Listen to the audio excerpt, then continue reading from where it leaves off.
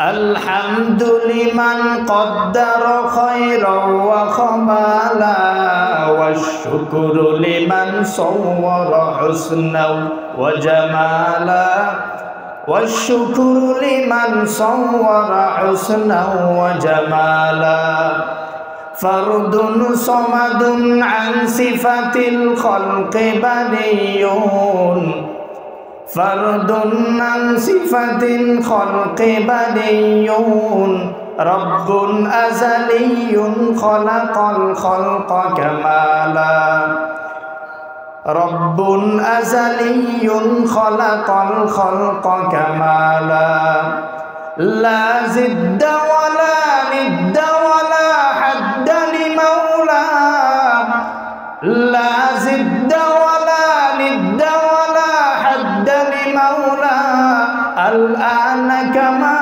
كان ولم يلق زوالا الآن كما كان ولم يلق زوالا جر لا إله إلا الله جر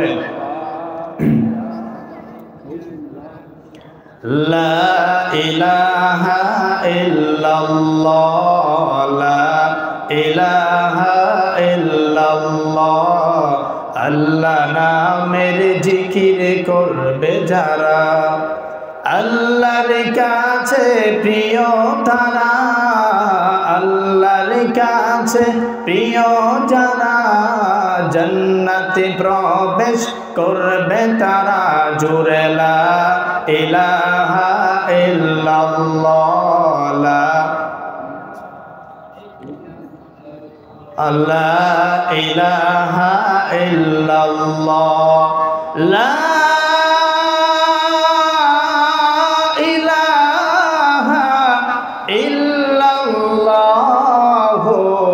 মুহাম্মাদুর রাসূলুল্লাহ সাল্লাল্লাহু আলাইহি ওয়াসাল্লাম সাল্লাল্লাহু আলাইহি ওয়াসাল্লাম। আলহামদুলিল্লাহ, আল্লাহ পাকের কাছে অসংখ্য গণিত শুকরিয়া জানাচ্ছি যে আল্লাহ পাক আমাদেরকে হাজারো মানুষ থেকে বাছাই করে যাচাই করে ভালোবেসে মহাব্বত করে আজকের এই মাহফিলে আমাদেরকে আসার তৌফিক দান করেছেন। এজন্য আপনারা খুশি না বেজার? বেশি খুশি না কম খুশি? আপনাদের আওয়াজে তো মনে হচ্ছে বেশি একটা খুশি না মনে হয়। আল্লাহ জোর করে আপনাদেরকে এখানে নিয়ে এসেছেন। একটু আওয়াজ করে বলেন না, খুশি না বেজার? খুশি হয়ে সকলেই সে মালিকের দরবারে কালিমাতুল শুকর আদায় করে কৃতজ্ঞতা জানাচ্ছি আলহামদুলিল্লাহ। আর আওয়াজ করে বলেন আলহামদুলিল্লাহ। সম্মানিত উপস্থিতি, সংক্ষিপ্ত সময়, এই সংক্ষিপ্ত সময়ের মধ্যে আপনাদের সামনে সাহাবায়ে কেরামের বৈশিষ্ট্য নিয়ে কিছু আলোচনা করার চেষ্টা করব। ওমা তাওফিকি ইল্লা বিল্লাহ। আল্লাহ পাকের কাছে তৌফিক চেয়ে নিলাম। তিনি তৌফিক না দিলে পৃথিবীর কোনো কাজ করা সম্ভব, তিনাকে তৌফিক দিতে হবে। খাবার মুখে নিলাম, মুখে নেওয়ার পর সেই খাবারটা যে আমি খেতে পারবো এরও কোনো গ্যারান্টি নাই যদি আল্লাহ তৌফিক না দেন। ঠিক কিনা বলেন? এজন্য আমিও আজকে আলোচনার জন্য বসলাম। আপনারা শুনতে বসেছেন, তৌফিক না দিলে আপনাদের শোনাও হবে না, আমার আলোচনাও হবে না। সেজন্য তৌফিক চেয়ে নিচ্ছি মহান মালিকের দরবারে। ওমা তাওফিক ইল্লা বিল্লাহ। সাহাবায়ে কেরাম, আল্লাহর নবী হযরত মুহাম্মদ মুস্তাফা সাল্লাল্লাহু আলাইহি ওয়াসাল্লাম দুনিয়া থেকে চলে গেলেন, সাহাবায়ে কেরামকে রেখে গেলেন। সাহাবায়ে কেরামের বৈশিষ্ট্যের কথা আর কি বলবো, স্বয়ং কোরআনে কারীমের মধ্যে আল্লাহ পাক রব্বুল আলামিন সাহাবায়ে কেরামদের প্রতি সন্তুষ্টি প্রকাশ করেছেন। এক দুই জায়গা নয়, অনেক জায়গায়। সূরাতুল মাইদার মধ্যে আল্লাহ পাক বলেন রাদিয়াল্লাহু আনহুম ওয়া রাদু আন যালিকাল ফাওজুল আযীম। আল্লাহ পাক সাহাবাদের প্রতি খুশি আর সাহাবায়ে কেরামকেও আল্লাহ পাককে রব হিসাবে পেয়ে খুশি। এটাই একটা মহান সফলতা। সূরা তাওবার মধ্যে আল্লাহ পাক বলেন রাদিয়াল্লাহু আনহুম ওয়া রাদু আন ওয়া আ'আদ্দা লাহুম জান্নাতিন তাজরি তাহতাহাল আনহার খালিদিনা ফিহা। আল্লাহ পাক তাদের প্রতি খুশি, তারাও আল্লাহ পাকের প্রতি খুশি, আর তাদের জন্যই আল্লাহ পাক এমন জান্নাত প্রস্তুত করেছেন যার তলদেশ দিয়ে নহর প্রবাহমান, যেখানে তারা চিরকাল থাকবে। সূরাতুল ফাতিহার মধ্যে আল্লাহ পাক বলেন রাদিয়াল্লাহু লাকাদ রাদিয়াল্লাহুল মুমিনিনা ইয ইউবাইউনাকা তাহতাশ শাজারা। আল্লাহ ওই মুমিনদের প্রতি খুশি যেই মুমিনরা বৃক্ষের নিচে রাসূলের কাছে বায়াত গ্রহণ করেছে। সূরাতুল হাশরের মধ্যে আল্লাহ পাক বলেন রাদিয়াল্লাহু আনহুম ওয়া রাদু আন উলাইকা হিজবুল্লাহ আলা ইন্না হিজবাল্লাহি হুমুল মুফলিহুন। আল্লাহ পাক বলছেন, আল্লাহ পাক সাহাবাদের প্রতি খুশি, সাহাবায়ে কেরামরাও আল্লাহকে রব হিসেবে খুশি। তারা আল্লাহর দল, তারা হিজবুল্লাহ। আর চূড়ান্ত সফলতা হিজবুল্লাহ আল্লাহর দলের লোকদেরই হয়। সম্মানিত উপস্থিতি, আল্লাহর দলে যারা থাকবে, আল্লাহ পাকের দলে যারা থাকবে, যারা হিজবুল্লাহ হবে, আল্লাহর দলে যারা থাকবে, প্রাথমিক পর্যায়ে তাদের উপর অত্যাচার আসতে পারে, জুলুমের শিকার তারা হতে পারে, কিন্তু চূড়ান্ত বিজয় অন্য কারো হবে না। চূড়ান্ত বিজয় হিজবুল্লাহ আল্লাহর দলের লোকদেরই হবে। ঠিক কিনা বলেন? ঠিক তেমনি ভাবে আল্লাহ পাক সূরাতুল বাইয়িনার মধ্যে বলেন রাদিয়াল্লাহু আনহুম ওয়া রাদু আন যালিকা লিমান খাশিয়া রাব্বাহ। আল্লাহ পাক এদের প্রতি খুশি, আর আল্লাহ পাকের প্রতি খুশি এই কারণে যে তারা আল্লাহকে ভয় করে। কোরআনে কারীমের 1-2 জায়গা নয়, 5 থেকে 5টি জায়গায় আল্লাহ পাক রব্বুল আলামিন সাহাবায়ে কেরামের প্রতি খুশি প্রকাশ করে দিলেন। হাদিস শরীফের মধ্যে আসুন, রাসূলুল্লাহ বলেন, হযরত রাসূলুল্লাহ সাল্লাল্লাহু আলাইহি সাল্লাম বলেন, বুখারী মুসলিম শরীফের হাদিস, আল্লাহর নবী বলেন খায়রু উম্মতি করনি সুম্মাল্লাযীনা ইয়ালুনাহুম সুম্মাল্লাযীনা ইয়ালুনাহুম। সবচাইতে উত্তম উম্মত, উত্তম যুগ হলো, সর্বশ্রেষ্ঠ যুগ হলো আমি রাসূল যেই যুগে জীবিত ছিলাম, আমি রাসূলুল্লাহর যুগ। আমি রাসূলুল্লাহ চলে গেলাম, আমি চলে যাওয়ার পর তারপর সবচাইতে উত্তম যুগ হলো সাহাবায়ে কেরামের যুগ। সুবহানাল্লাহ। শুধু তাই না, আল্লাহ নবী অপর হাদিসের মধ্যে বলেন আল্লাহ আল্লাহ ফি আসহাবি লা তাত্তাখিযুহুম গরাদাম মিন বাদি ফামান আহাব্বাহুম ফাবিহুব্বি আহাব্বাহুম ওয়া মান আবগাদাহুম ফাবিবুগদি আবগাদাহুম। আল্লাহ নবী বলতেছেন, দুনিয়ার মানুষ সাবধান সাবধান, আমার সাহাবায়ে কেরামের ব্যাপারে তোমরা আল্লাহকে ভয় করো। আমার সাহাবায়ে কেরামের ব্যাপারে আল্লাহকে তোমরা ভয় করো। আল্লাহ নবী বলতেছেন সাবধান, আমার সাহাবায়ে কেরামের ব্যাপারে আল্লাহকে ভয় করো। আমার সাহাবায়ে কেরামকে তোমরা আমার পরে তাদেরকে তিরস্কারের লক্ষ্যবস্তু বানিও না, তাদেরকে তোমরা গালিগালাজ করো না। যারা সাহাবায়ে কেরামকে ভালোবাসবে, আমি রাসূলের প্রতি ভালোবাসা আছে বিদায় সাহাবায়ে কেরামকে ভালোবাসবে। আর যারা বিদ্বেষ পোষণ করবে, আমি রাসূলের প্রতি বিদ্বেষ রাখে বিদায় তারা সাহাবায়ে কেরামের প্রতি বিদ্বেষ রাখে। শুধু তাই না, আল্লাহর নবী বলেন, ও দুনিয়ার মানুষ, লা তাসুব্বু আসহাবি, আমার সাহাবায়ে কেরামকে তোমরা গালি দিও না, গালিগালাজ আমার সাহাবায়ে কেরামকে করো না।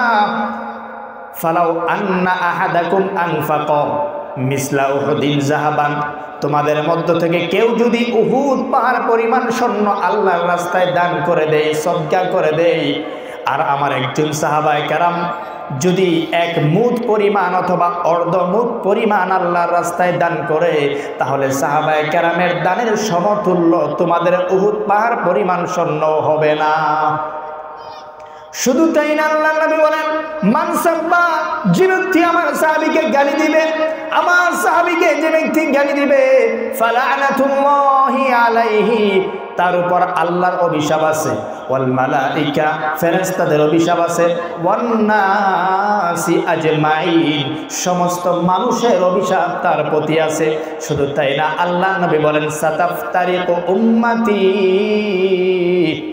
আমি যখন দুনিয়া থেকে চলে যাব আমার উম্মত ৭৩, আমার যখন দুনিয়া থেকে আমি চলে যাব, সাতাফতারিকু উম্মতি সালাসা ওয়া সাবঈনা ফিরকা, আমার উম্মত ৭৩ দলে বিভক্ত হবে। কয় দলে বলেন? বনি ইসরাইল ছিল ৭২ দলে বিভক্ত। আল্লাহর নবী বলেন আমার উম্মত হবে ৭৩ দলে বিভক্ত। আল্লাহর নবী বলেন ৭৩ দলে বিভক্ত। কুল্লুহুম ফিন্নার, ৭৩ দলের মধ্য থেকে সবগুলোই যাবে জাহান্নামে, ইল্লা ওয়াহিদা, একটা যাবে জান্নাতে। ৭৩ দলের মধ্যে সবগুলো জাহান্নামে যাবে, একটা দল যাবে জান্নাতে। আল্লাহর নবীর সাহাবায়ে কেরাম বলল, ক্বালু মান ইয়া হিয়া ইয়া রাসূলুল্লাহ, হে আল্লাহর নবী, যেই দলটা জান্নাতে যাবে ওই দলটা কোন দল? আল্লাহর নবী আপনি আমাদেরকে বলে দিন কোন দল। আল্লাহর নবী বলেন মা আনা আলাইহি ওয়া আসহাবি, আমি নবী এবং আমার সাহাবায়ে কেরাম যে দলের উপর আছে ওইটাই জান্নাতি। আমি আমার সাহাবায়ে কেরাম যে দলের উপরে আছে সেই দলটাই জান্নাতি, সেটাই জান্নাতে যাবে। এছাড়া আর যত দল হবে ৭২ দল যাবে জাহান্নামের মধ্যে। এখন বলবেন হুজুর, এই হুজুরে একটা বলে, ওই হুজুর আর একটা বলে, ওই মৌলবী একটা বলে, ওই মৌলবী একটা বলে, যাব কোন দিকে? বলেন, এমন প্রশ্ন আছে না নাই? আরো জোরে বলেন, আছে না নাই? কোন দিকে যাব আজকে আমি আপনাদেরকে বলে দিচ্ছি কোন দিকে যাবেন। আল্লাহর নবী এই প্রশ্ন আসবেন সমাধান ১৪০০ বছর, ১৪৫০ বছর আগেই দিয়ে গেছেন কোন দিকে যাবেন। আল্লাহর নবী বলেন, হে মানুষ কোন দিকে যাবা? রাসূল বলেন লা তাজতামি উম্মতি আলা দলাল, আমার উম্মত কখনো ভ্রষ্টতার উপর ঐক্যমত পোষণ করবে না। ১০০ জন আলেমের মধ্য থেকে ১০০ জন আলেমের মধ্য থেকে ১০০ জন মানুষের মধ্য থেকে ১০ জন পথভ্রষ্ট হতে পারে, ৯০ জন পথভ্রষ্ট হবে না। ৯০ জন যেদিকে, ৮০ জন যেদিকে, ৮০ জন আলেম যেদিকে, আমরাও যাব। ১-২ জন আলেম পথভ্রষ্ট হতে পারে, কিন্তু অধিকাংশ জমহুর পথভ্রষ্ট হবে না। আল্লাহর নবী শিখিয়ে দিলেন, বান্দা শুনে রাখো, দুনিয়ার মধ্যে আমি চলে যাওয়ার পর অনেক ফেরেকা হবে, অনেক দল হবে, তো কোন দলের দিকে যাবে? শুনে রাখো কোন দলের দিকে যাবে। আমি রাসূল বলে গেলাম, আমি রাসূল যে দলের মধ্যে আছি, আমার সাহাবায়ে কেরাম যে দলের মধ্যে থাকবে ওই দলের দিকেই যাবে, অন্য কোনো দলে যাবে না। এখন বুঝবে কিভাবে কোনটা রাসূলের দল, কোনটা সাহাবায়ে কেরামের দল? জমহুর উম্মত, জমহুর উলামায়ে কেরাম যেদিকে, আল্লাহর নবীর সাহাবায়ে কেরাম, আল্লাহর নবীর দলও সেদিকে। ঠিক কিনা বলেন? সুতরাং ১-২ জন পথভ্রষ্ট হতে পারে, তাদেরকে আমরা যদি খেয়াল করি, ফলো করি, তাহলে আমরা সঠিক পথের উপর থাকাটা কঠিন হয়ে যাবে, সঠিক পথে আমরা থাকবো না। সুতরাং পথ ভ্রষ্ট প্রকাশ হওয়ার পর তবুও আমরা কোনো ব্যক্তির পূজা আমরা মুসলিম করতে পারি না। আমরা মুসলমান শুধু মানব কোরআনকে, সুন্নাহকে, আল্লাহর নবীকে, তার সাহাবীকে। ঠিক কিনা বলেন? সম্মানিত উপস্থিতি, সাহাবায়ে কেরামের ব্যাপারে আর কি বলবো? সাইয়েদনা আবু বকর, আল্লাহর নবী আবু বকরের ব্যাপারে বললেন, হযরত আবু বকর, আল্লাহর নবী আবু বকরের ব্যাপারে বললেন, আমি যখন নবী হলাম, নবী হওয়ার পর অনেককে দিনের দাওয়াত দিয়েছি। দিনের দাওয়াত যাকে আমি দিলাম, কিছু না কিছু সংকোচ বোধ করেছে, সে চিন্তা করেছে এতদিন পর্যন্ত বাপ দাদার ধর্মের উপর আমল করলাম, এখন সেই ধর্ম ছেড়ে দিয়ে নতুন এক ধর্মের উপর আমল করতে হবে। একটু চিন্তা করেছে, সংকোচ বোধ করেছে। আল্লাহর নবী বলেন, আমার আবু বকর, আমি আবু বকরকে দাওয়াত দিতে দেরি হয়েছে, আবু বকর মুসলমান হতে দেরি হয় নাই। শুধু তাই না, আল্লাহর নবী বলেন, আমার আবু বকর কেমন ছিল? আবু বকরের কথা একটু আপনাদেরকে বলি, সাহাবায়ে কেরাম কেমন ছিল একটু শুনেন, আবু বকরের কথা একটু শুনেন। আল্লাহর নবী বলেন, মেরাজের ঘটনা যখন ঘটলো, আমি সকালবেলা এসে কুরাইশদেরকে ডেকে মেরাজের কাহিনী শোনাইলাম, জান্নাতে দেখেছে এই কাহিনী শোনাইলাম, জাহান্নাম দেখেছে এই কাহিনী শোনাইলাম। শোনানোর পর কেউ বিশ্বাস করলো না, ঠাট্টা বিদ্রুপ করে আমার দরবার থেকে উঠে চলে যেতে লাগলো। দরবার থেকে বের হয়ে বাড়ির দিকে রওনা হলো। প্রতিমধ্যে আবু বকর আসতেছিল, কুরাইশদের সাথে আবু বকরের সাথে সাক্ষাৎ হয়ে গেল। আবু বকরকে বলল, ও আবু বকর, তোমার বন্ধু এতদিন জান্নাতের কথা বলেছে, জাহান্নামের কথা তোমার বন্ধু বলেছে, তোমার বন্ধু এতদিন আল্লাহর কথা বলেছে, আজকে তোমার বন্ধু আমাদেরকে শোনাইলো সে নাকি জাহান্নাম দেখে এসেছে, জান্নাতও নাকি দেখে এসেছে। ও আবু বকর শোনো, তার এই অদ্ভুত কথাটা কি তুমি বিশ্বাস করবে? সাইয়েদনা আবু বকর কি জবাব দিছে জানেন? আবু বকর বলে, ও কুরাইশ শোনো, এটা তো সামান্য ব্যাপার। আমার বন্ধু মুহাম্মদ যদি এর থেকে আরো কোন আশ্চর্যজনক কথা বলে, আমি আবু বকর বিশ্বাস করতে বিন্দু পরিমাণ দেরি করব না। এই অবিচলতার কারণে নাম ছিল আবু বকর।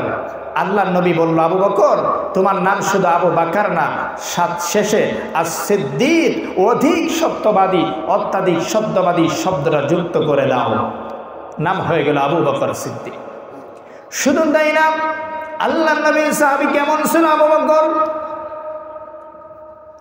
হিজরতের ঘটনায় আল্লাহর নবী আবু বকরকে বললেন, আবু বকর হিজরতের রাতে আমি তোমার সঙ্গী হব, এতটুকুই বললেন আল্লাহর নবী। আবু বকর বাড়ি চলে গেলেন। বাড়িতে যাওয়ার পর আল্লাহর নবী অনেক দিন পরে হিজরতের জন্য রাত্রিবেলা রওনা হলেন। রাত্রিবেলা আবু বকরের দরজায় যে আওয়াজ দিলেন, টোকা দিলেন, টোকা দিতে দেরি হলো, দরজা খুলতে দেরি হলো না। আল্লাহ নবী বললেন, ও আবু বকর কি ব্যাপার বুঝলাম না, আওয়াজ দিলাম সাথে সাথেই দরজা খুলে দিলে, কারণটা বুঝলাম না, কি বলো? আবু বকর ডাক দিয়ে বলে, ইয়া রাসূলুল্লাহ, আপনি বলেছিলেন হিজরতের রাত্রে আপনি আমার সঙ্গে হবেন, আপনি আমার সাথী হবেন। যেদিন এই কথা বলেছেন ওদিন থেকে আজ পর্যন্ত প্রতি রাত্রে আমি আমার পিঠ বিছানা লাগিয়ে ঘুমাই নাই, দরজার মধ্যে এভাবে হেলান দিয়ে ঘুমিয়েছি। আল্লাহ নবী বলে, আবু বকর এটা কেন করেছো? আল্লাহ নবীকে আবু বকর জবাব দেয়, ইয়া রাসূলুল্লাহ, আপনি হিজরতের রাতে আমার সঙ্গে হবেন, আমার দরজায় এসে আপনি আওয়াজ করবেন, যদি বিছানায় ঘুমায় পড়ি তাহলে উঠে এসে দরজা খুলতে দেরি হবে, আপনি বাইরে দাঁড়িয়ে থাকবেন, এই পরিমাণ কষ্ট আপনার হবে, আমি আবু বকরের দিলে এটা সহ্য হবে না। এই ছিল আবু বকর।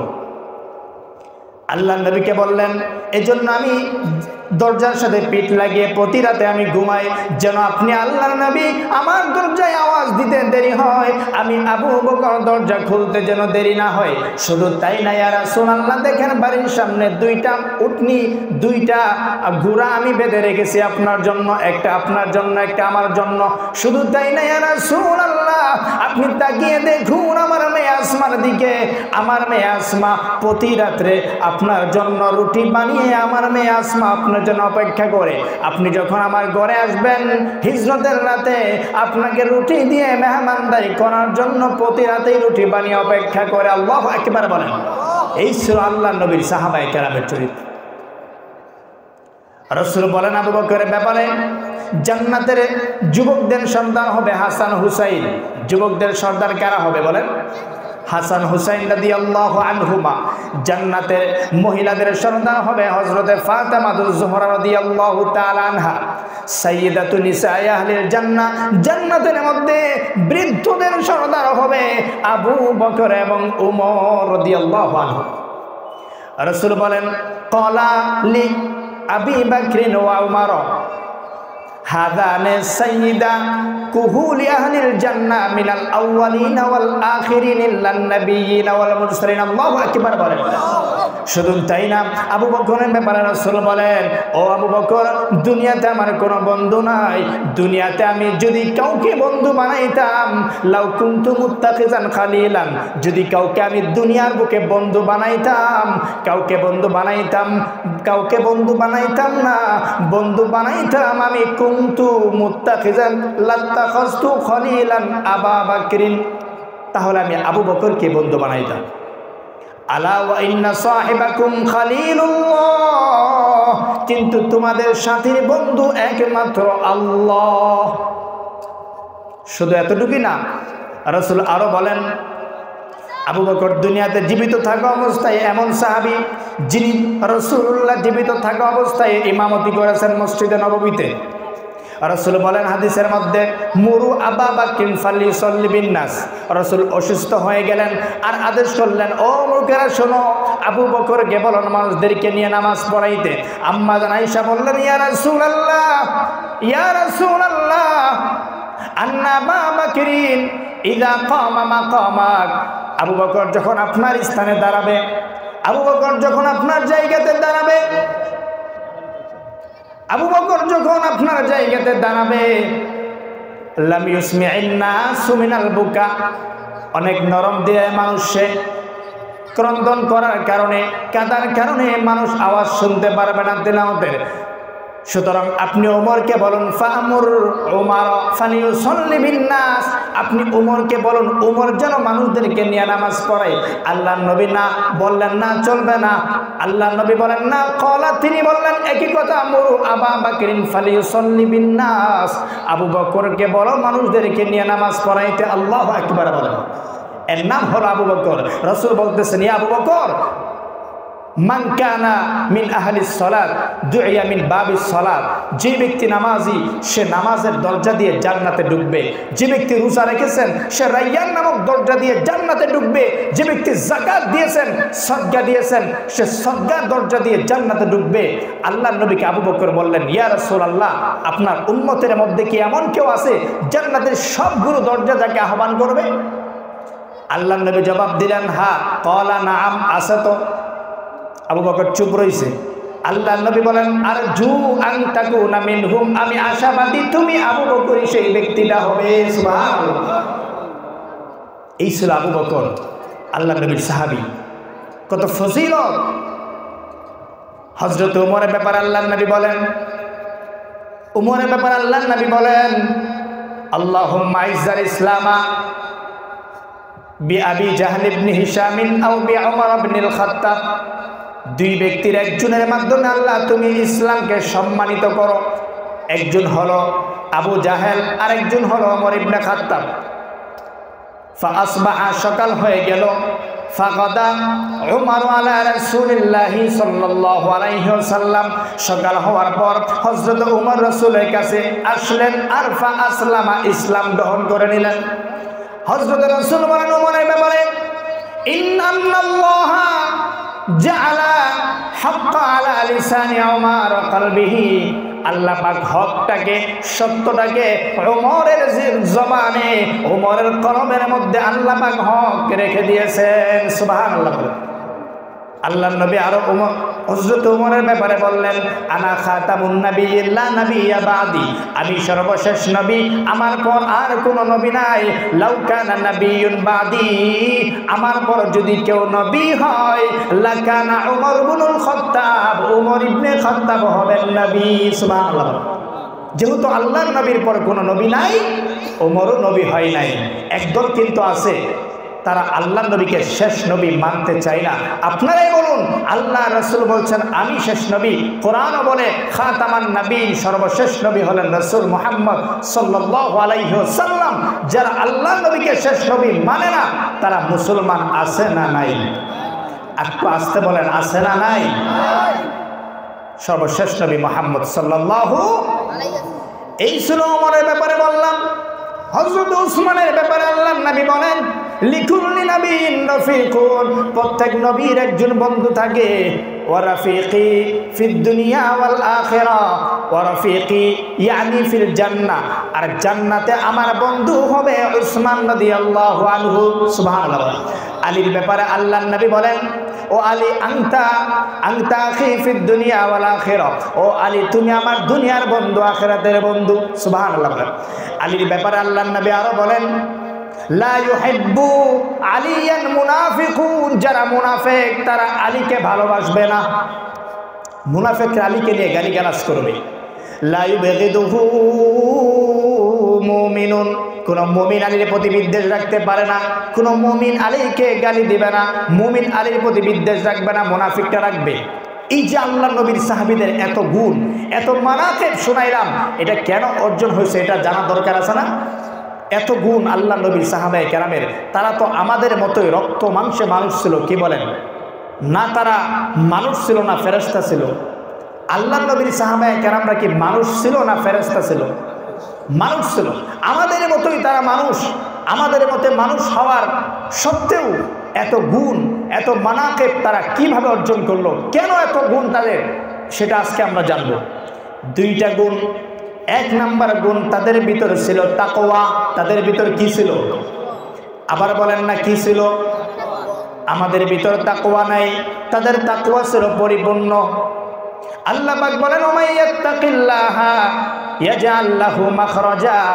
ভাই ভালো করে শুনে রাখুন, তাকওয়া যার অর্জন হয়ে যাবে, তাকওয়া যার অর্জন হবে, রিজিকের জন্য আমাদের টেনশন আছে না নাই? বিপদে পড়লে টেনশন আছে না নাই?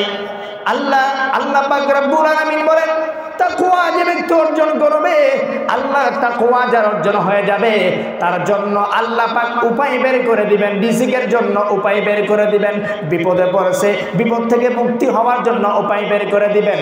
সমস্যায় পড়েছে, সমস্যা দূর করার জন্য আল্লাহ পাক উপায় বের করে দিবেন, তাকওয়া যে অবলম্বন করবে।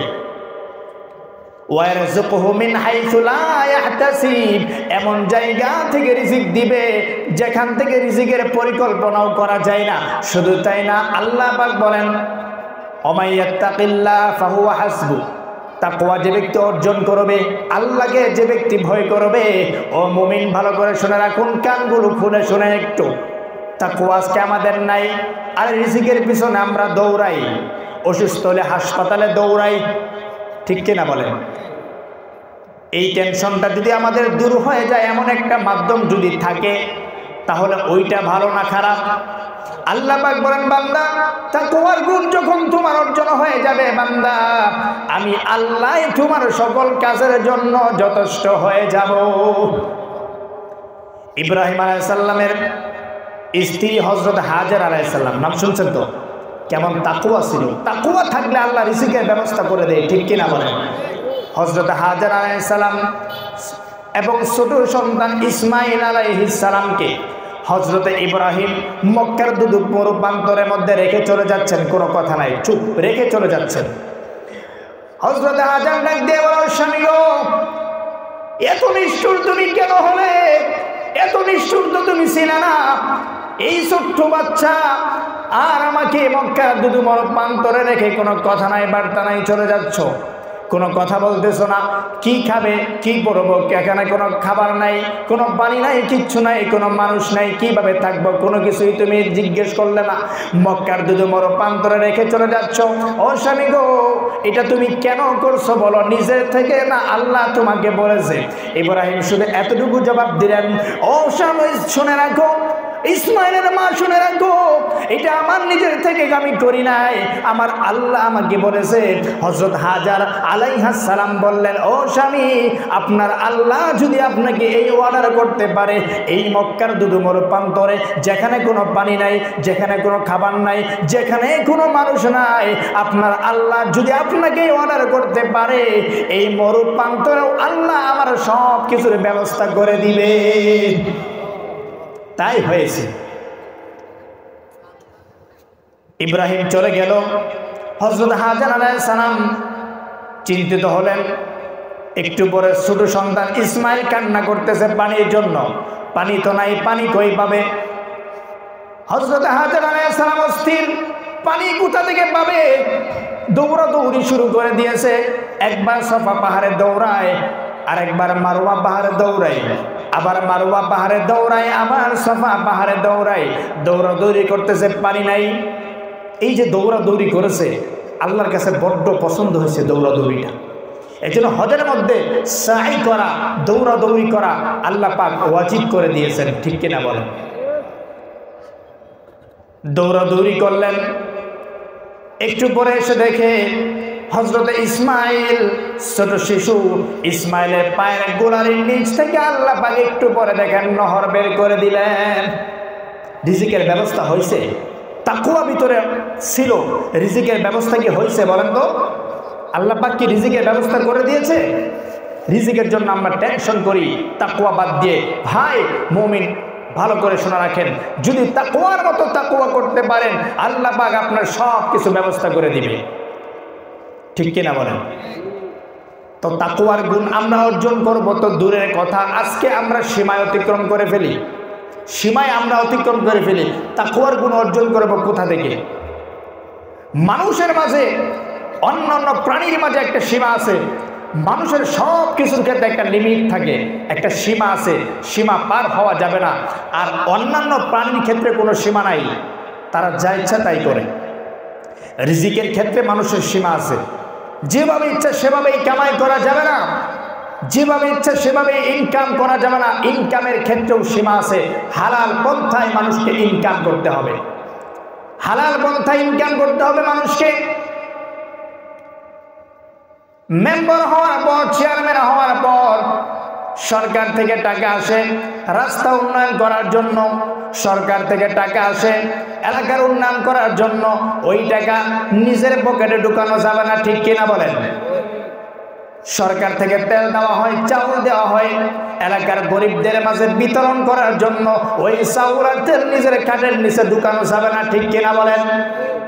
এই ইনকাম মানুষের এখানে সীমা আছে, অন্যেরটা মেরে খাওয়া যাবে না, দুর্নীতি করা যাবে না। দুর্নীতি এতদিন পর্যন্ত যারা করেছে জনগণ এদেরকে অপদস্থ করে দেশ থেকে তাড়িয়েছে, ঠিক কিনা বলেন? সুতরাং বলতে চাই, আগামীতে যারা নেতৃত্ব দেওয়ার স্বপ্ন দেখছেন, যারা আগামীতে আমাদের দেশকে নেতৃত্ব দেওয়ার স্বপ্ন দেখছেন, আপনারাও যদি আবার দুর্নীতি মনোভাব নিয়ে, জনগণের অধিকার লুণ্ঠন করার মনোভাব নিয়ে যদি রাজনীতিতে আসার স্বপ্ন দেখেন, যেই জনগণ বিগত 15 বছর পর তাকে দেশ থেকে লাঞ্ছিত করে বিতাড়িত করতে পেরেছে, আপনারা যারা দুর্নীতি মনোভাব নিয়ে আবার আসতে চান তাদেরকেও লাঞ্ছিত করে বিতাড়িত করতে দেরি করবে না। ইনকামের ক্ষেত্রেও সীমা আছে, যা ইচ্ছা তা ইনকাম করা যাবে না, যেভাবে ইচ্ছা সেভাবে ইনকাম করা যাবে না, হালাল পন্থায় ইনকাম করতে হবে। ওরা আমার ভাইয়ারা শোনেন, মানুষ একমাত্র মানুষ ইনকাম করে, নিজে কামাই করে খায়। মানুষ ছাড়া আরো কত প্রাণী আছে আমরা জানি? একটারও কোনো ব্যবসা আছে, কোনো চাকরি আছে? বলেন, কথা বলেন, চাকরি আছে? একটু আওয়াজ করেন না। চাকরি আছে, ব্যবসা আছে, তারা খায় কেমনে? আল্লাহ পাক রব্বুল আলামিন তাদেরকে খাওয়ায়, ঠিক কিনা বলেন? কোনো কামাই নাই, কিচ্ছু নাই, আল্লাহ পাক তাদেরকে খাওয়াচ্ছে, কারণ তাদের আছে তাকওয়া, তাদের আছে তাকওয়া। সকালবেলা পাখিরা যখন বের হয় বাসা থেকে, সে মনে মনে ভাবে, আল্লাহ বান্দার তো কামাই আছে, আমার কোনো কামাই নাই, বান্দার ব্যবসা আছে, আমার কোনো ব্যবসা নাই। আল্লাহ খালি পেটটা নিয়ে বের হলাম তোমার উপর ভরসা করে, তুমি আমার পেটটা ভরে দিও। বাকি যখন বিকালবেলা বাসায় ফিরে আল্লাহ পাক তাদের পেটকে ভর্তি করে বাসায় ফিরায়া দেয়। সুবহানাল্লাহ বলেন না, একটু আওয়াজ করে বলেন না সুবহানাল্লাহ, আর একটু আওয়াজ দেন সুবহানাল্লাহ। মানুষের রিজিকের ক্ষেত্রে সীমা আছে, কি খাবেন সেই ক্ষেত্রেও সীমা আছে।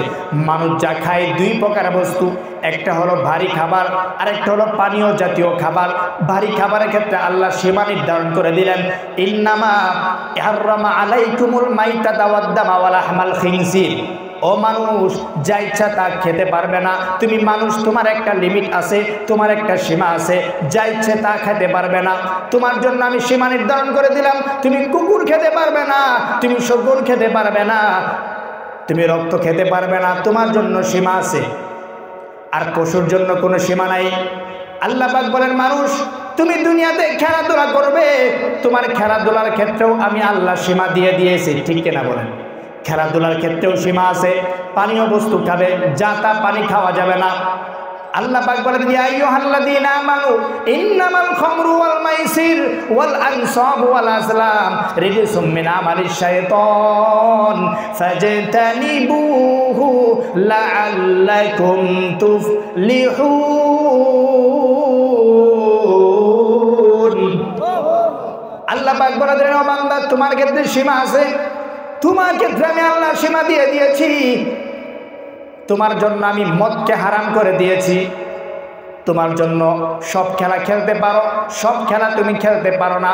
তোমার জন্য খেলার একটা সীমা দিয়েছি, তুমি জুয়া খেলতে পারো না, ঠিক কিনা বলেন?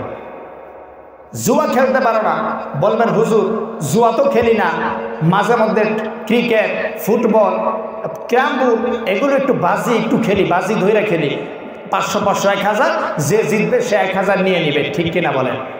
আমরা তো মনে করি জুয়া ওই তাস দিয়ে বসে একসাথে যে খেলে ওটাই জুয়া, আর ক্রিকেট ফুটবল এগুলো তো জুয়া না।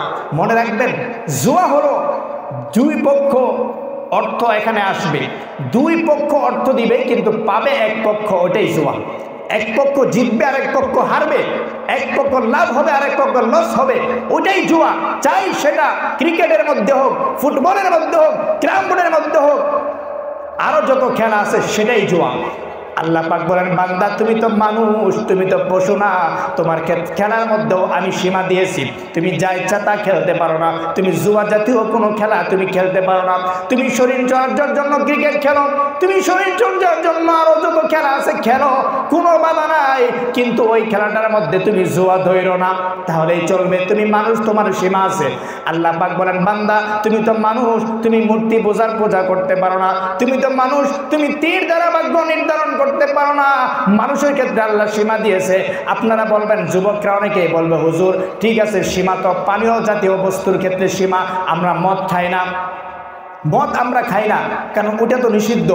মদ যেটা ওই পানীয় বস্তু পান করতে, ওইটা আমরা খাই না। তবে আমরা মদ খাই না, আমরা বড়ি খাই, আছে না নাই?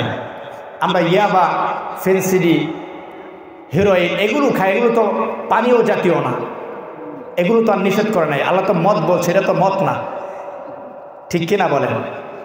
এই প্রশ্নের উত্তর আল্লাহ নবী 1400 বছর আগেই দিয়ে গিয়েছেন।